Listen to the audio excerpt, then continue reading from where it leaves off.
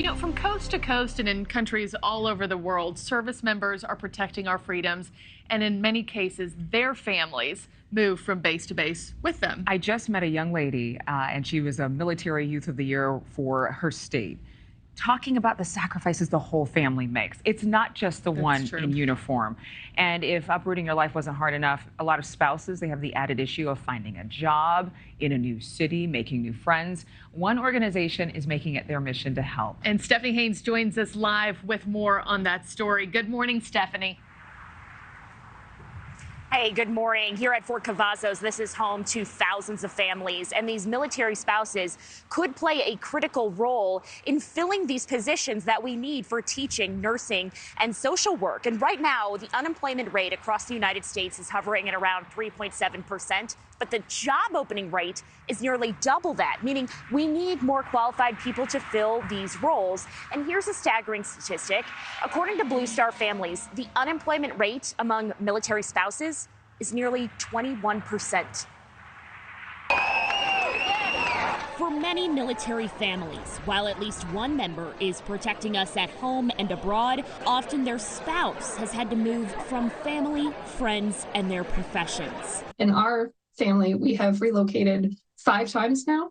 And with it, we have another one set up for next month. Jessica Strong's husband is active duty in the Army. Their family has lived all over the world. So you have to rebuild those support networks over and over again. And it can be really challenging, particularly for spouses to maintain a career. Cynthia Rivera's family has been relocated by the Army 5 times in 7 years. And soon they will be moving from Hawaii to Georgia. While living in paradise isn't lost on them, what did get sidetracked was her own career. Now I carry 2 social work licenses in 2 states. But I've never been able to get a full clinical license. And that's been my major sticking point.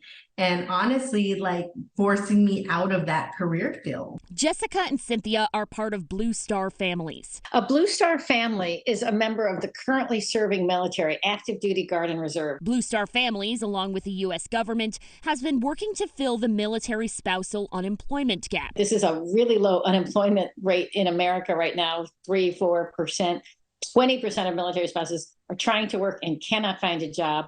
But of those who are working, the majority say they're underemployed. So even if you are one of those spouses with a job, 60% aren't working to the level they've been trained or have been employed in the past. According to 2021 and 2022 Blue Star Families Lifestyle Survey, childcare, the need for work with flexible schedules, and reciprocity of professional licenses and certifications were among the biggest reasons for unemployment in spouses. Some of the professions that are being impacted the most are the ones that are the most popular among military spouses, and those include in education and in healthcare. Currently, the federal government is working to cut through some of the red tape. And oftentimes people forget that spouses serve right along their service member.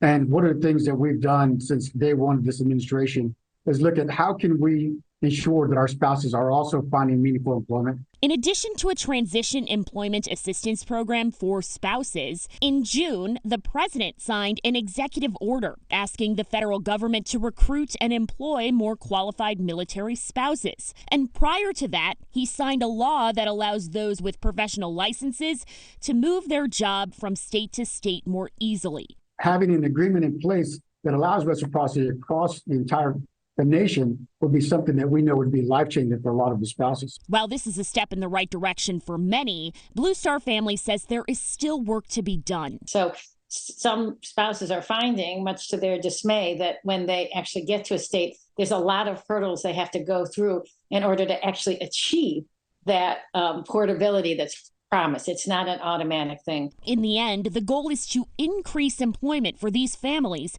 which could better the economy. It's, getting close to $100 million of local economic impact that we see from the spouses who weren't working, being able to find employment through our programming. So the bottom line to the U.S. GDP is really exciting if we can get these spouses back to work. And Blue Star Families is pushing for more opportunities for remote work, for that move to state from state to be a lot easier. And they say the progress when it comes to the reciprocity for licensure or certification varies from state to state. So, for instance, in Kansas, employers are required to expedite the processing of licenses for military families. And in Utah, there's legislation that allows employers to take any licenses from any state as well. And then here at Fort Cavazos, they are having plenty of job fairs to help these families when they move here either find or start or continue their careers. Thank you for watching. Go to newsnationnow.com to find News Nation on your television provider. And don't forget to click the red subscribe button below to get more of News Nation's fact-driven, unbiased coverage.